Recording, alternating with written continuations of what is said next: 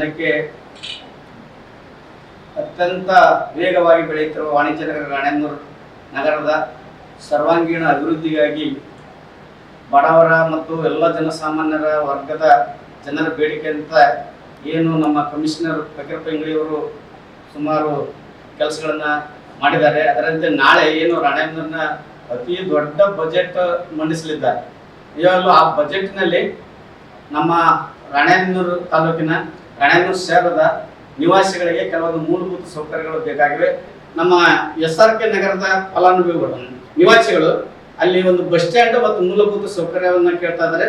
ಮತ್ತು ಕುಡಿಯುವ ನೀರಿನ ತುಂಗಭದ್ರಾ ನದಿಯಿಂದ ಬರ್ತಕ್ಕಂಥ ಕುಡಿಯುವ ನೀರಿನ ಸಮಸ್ಯೆ ಬಹಳಷ್ಟು ಇರೋದ್ರಿಂದ ಆ ತುಂಗಭದ್ರಾ ನದಿಯಿಂದ ಬರ್ತಕ್ಕಂಥ ನೀರಿನ ವ್ಯವಸ್ಥೆಯನ್ನ ಆ SRK ನಗರಕ್ಕೆ ಮಾಡಿಕೊಡ್ಬೇಕು ಅಂತಕ್ಕಂಥ ಒಂದು ಮನವಿ.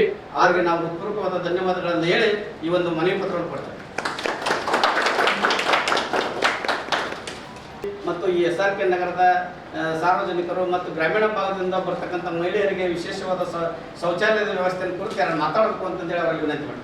ಅದೇ ರೀತಿಯಾಗಿ SRK ಬಡಾವಣೆಯಲ್ಲಿ ಈಗಾಗಲೇ ಒಂದು 60 ಕೋಟಿ ಒಂದು ವಿಸ್ತೃತ ಯೋಜನೆ ಜಾರಿಯಲ್ಲಿದೆ. ನೋಟಿಫಿಕೇಶನ್ ಸಹಿತ ಆಗಿರ್ತಕ್ಕಂಥದ್ದು. DPR ಸಿದ್ಧವಾದ ನಂತರ SRK ನಗರ ಸೇರಿದಂತೆ ಇನ್ನುಳಿದಂಥ ಭಾಗಗಳಿಗೆ ಒಂದು ನೀರಿನ ಪೂರೈಕೆಗೆ ಕ್ರಮ ವಹಿಸ್ತೀವಿ. ಧನ್ಯವಾದಗಳು. ನಾಳೆ ಏನು ಮಂಡಿಸಲಿರುವ ವಿಶೇಷವಾದ ವಿಶ್ವಾಸ ಐತೆ ಮಾಡ್ತಾರೆ. ವಿಶ್ವಾಸ ನನಗೆ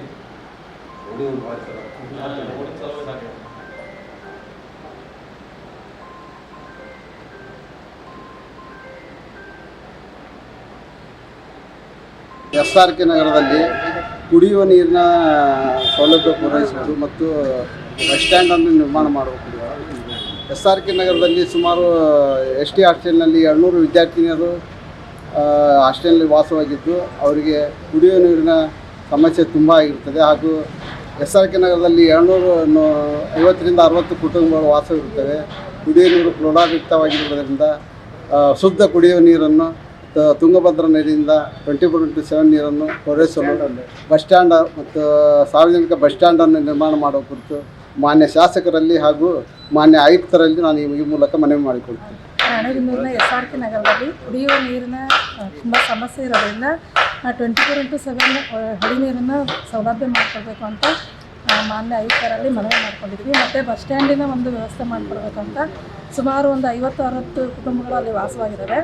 ಮತ್ತು ಹಾಸ್ಟೆಲ್ ಇರೋದ್ರಿಂದ ಸುಮಾರು 200 ವಿದ್ಯಾರ್ಥಿಗಳಲ್ಲಿ ವಸತಿ ನಿಲಯದಲ್ಲಿ ಇದ್ದಾರೆ. ಅವ್ರಿಗೆ ಮತ್ತು ಓಡಾಡೋದಕ್ಕೆ ತುಂಬ ಸಮಸ್ಯೆ ಆಗಿರೋದ್ರಿಂದ ಅಲ್ಲಿ ಒಂದು ಬಸ್ ಸ್ಟ್ಯಾಂಡನ್ನು ನಿರ್ಮಾಣ ಮಾಡಿಕೊಡ್ಬೇಕಂತ ಈ ಮೂಲಕ ಕೇಳ್ತಾರೆ.